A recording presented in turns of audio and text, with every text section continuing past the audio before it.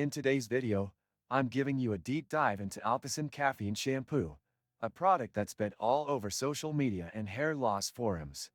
It's marketed as a powerful caffeine-based solution designed to reduce hair loss and promote healthy hair growth. The question is, does it live up to the hype? From the start, the branding stands out.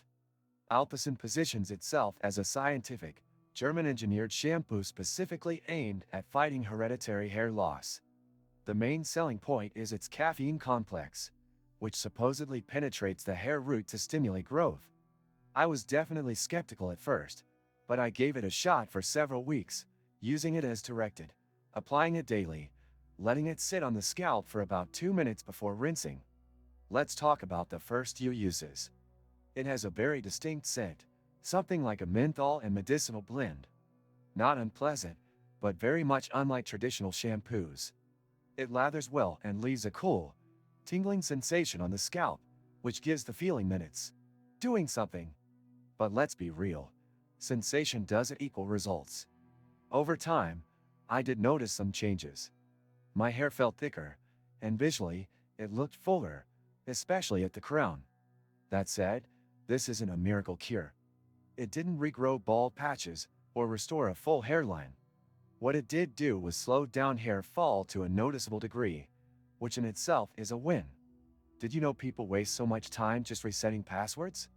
I used to be one of them, until I found locker.io, and now I don't even think about it. This and many other useful links you can find in the description. Now, for some real talk, Alpecin doesn't work for everyone. Some users report dryness, scalp irritation, or no change at all. It's also not a substitute for medical treatments like minoxidil or finasteride.